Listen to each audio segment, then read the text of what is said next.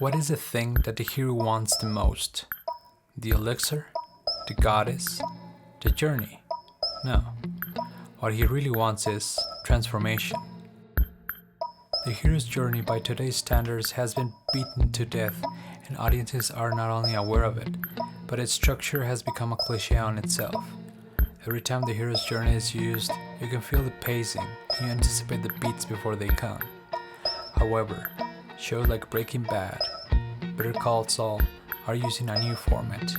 From classic movies like Scarface, The Godfather, to new movies like Training Day and Nightcrawler, comic books like Watchmen, manga like Death Note, and even games like The Walking Dead are beginning to create a new kind of hero's journey.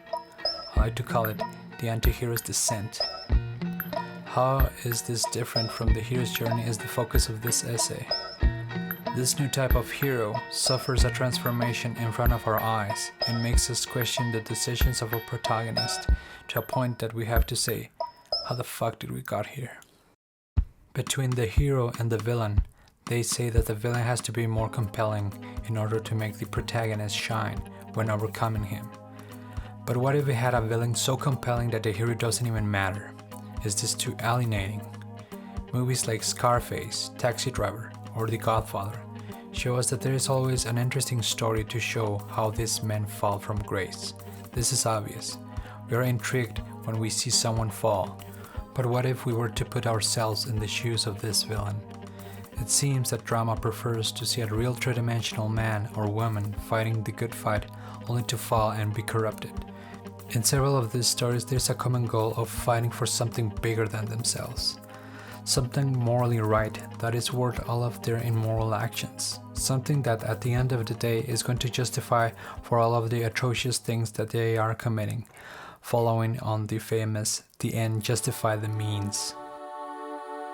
We as the audience, seeing the protagonist debase his moral grounds, can also see the merit of doing this. And because we are seeing the world through his eyes, we are vicariously experimenting this immorality. We examine ourselves, and then we have a terrible thought. I would probably have done the same thing Walter White did. This is the moment when writers succeed because they put you on the same moral roller coaster, and now you're going for a memorable ride.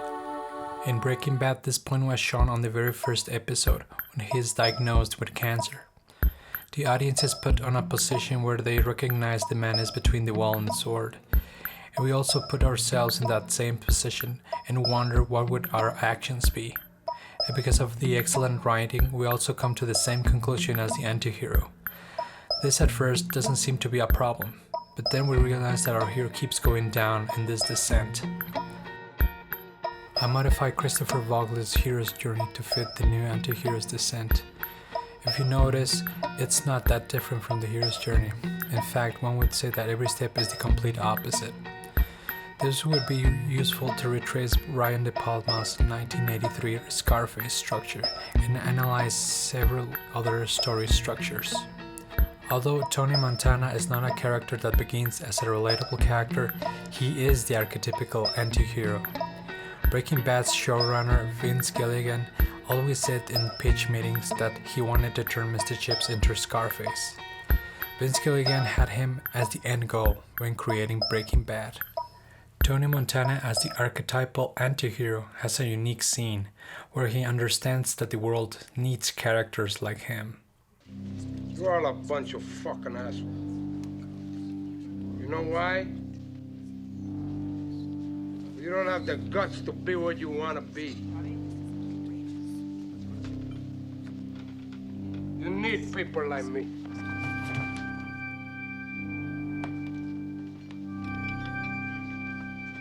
You need people like me so you can point your fucking fingers and say, that's the bad guy. So, what'll make you good? You're not good. You just know how to hide.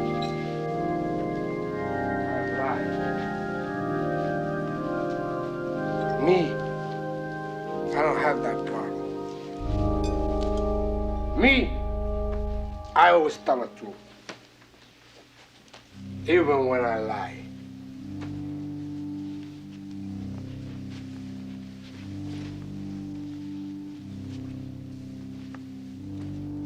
So say goodnight to the bad guy. But then we got to know him, and we see some similarities. Instead of an ordinary world, we have the cruel world. It's not the anti-hero wants to change, it's that the world is forcing him to change. And this is because the world is cruel. This is an important change, because the world itself is the antagonist. In Scarface, it's not a coincidence that the filmmaker decided to show real-life footage of the cruel immigration crisis that Florida was suffering in the early 80s. In Breaking Bad is cancer. In Scarface is escaping the immigration camp. In The Godfather is the Vito Corleone assassination attempt. This is the most influential step in the anti-hero's descent because it forces the audience member into committing with our protagonist's premise. We can develop cancer at any time. We can imagine defending our father from mob killers. Scarface is the weakest example because most of us are in Cuba seeking asylum killers, but we still feel empathy towards the disenfranchised immigrant. The stronger the force to adventure, the more relatable our anti-hero is. This is why Breaking Bad is the epitome of the hero's descent. After our introduction with the anti-hero, he or she soon starts to realize that to advance in life, he needs to betray their own moral code. In Scarface, this step is missed. Tony Montana is already an assassin when the film starts. But in films like The Godfather or Godfather 2, we see that either Vito Corleone or Michael Corleone need to leave behind their moral code in order to advance or defend their status.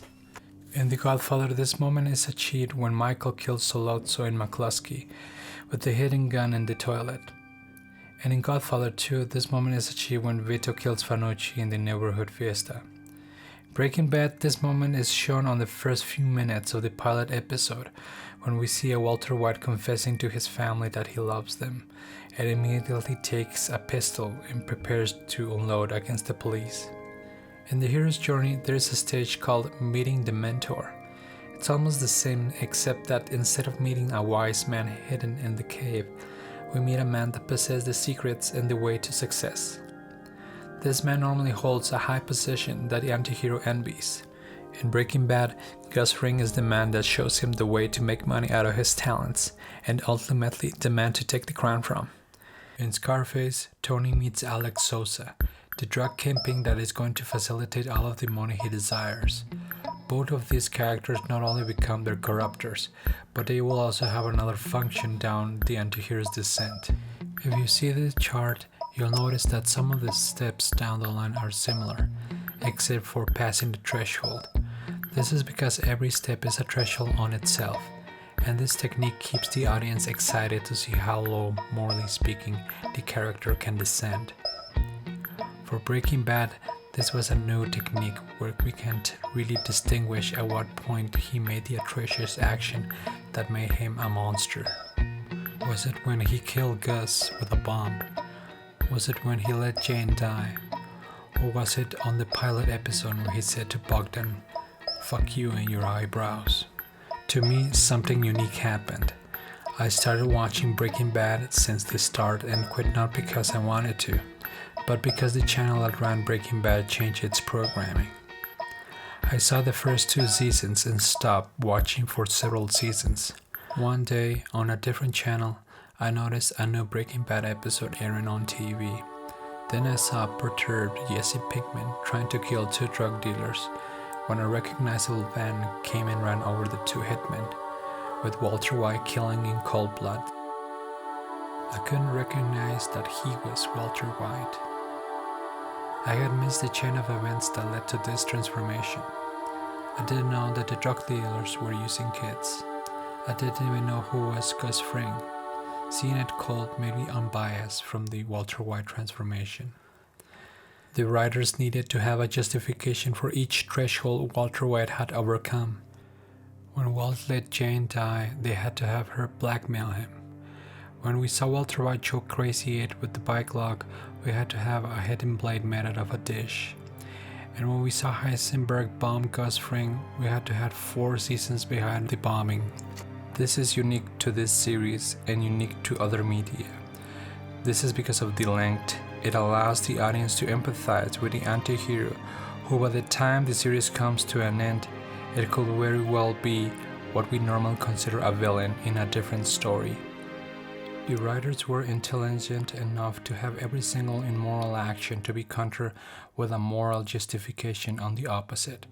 And this is where it gets ugly, because we as an audience could see ourselves also justifying Walter White's actions.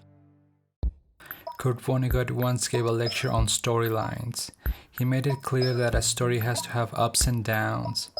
The shape of these stories is a descent, but the descent is for the morality of the character, not his economic or social position.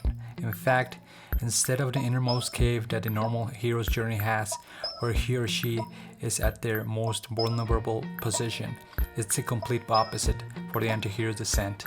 The same position on the cycle has the coronation of the anti-hero as the new evil king. In Scarface, Tony Montana kills Frank and is crowned the new kingpin of drugs, and this is especially true when he goes to Michelle Pfeiffer to claim her as his queen. As the Zeppelin banner says, "The world is yours." This is our cue for our evil king coronation moment. This is necessary to highlight that the hero has officially become the most powerful man, and that down is the only way to go after getting such high position. After the coronation of the new king, the Kingslayer enters the scene. This Kingslayer is normally someone who is already close to our anti-hero, and in most of the times is the one who knows the anti-hero so well that know his weakness. In Breaking Bad, this character is Jesse Pinkman. In Scarface, it's also the corruptor, Alex Sosa. The ultimate fall of the anti-hero in Scarface comes after committing the ultimate mistake. After Tony is sent to kill the whistleblower with also Breaking Bad cast member Mark Margolis, the bomb specialist, he gets the self-realization of how low he's come when they are about to blow the car filled with the family and children. And at that last moment, in a moral-driven decision, he decides to kill the bomb specialist. This is Scarface's ultimate mistake, because it causes a chain reaction that ultimately destroys Tony Montana. In Breaking Bad, this is Walter White poisoning Brock with the Lily of the Valley. This action produces a chain reaction that leads Jesse Pinkman to confront Walter White. When Jesse learns Huell was able to pickpocket the ricin cigarette easily, the same way he pickpocketed the marijuana cigar, he realizes how low Walter has become. Walter's self-realization in Breaking Bad doesn't come up until the last episode, where he confesses to Skyler that all of the things he did wasn't for the family, but for himself. In Scarface, the final duel comes when Sosa sends a whole hitman squad to Tony Montana's mansion, and Tony confronts his whole legacy when Gina Montana starts shooting at him. Tony does not kill her. The hitmen are the ones that kill her. It's Tony Montana's legacy, the thing that kills the only person who he ever truly loved. In Breaking Bad, Jesse Pinkman and Hank Schrader confront Walter White, but it isn't Walter White who destroys Hank, but Jack, another placeholder for Heisenberg's legacy.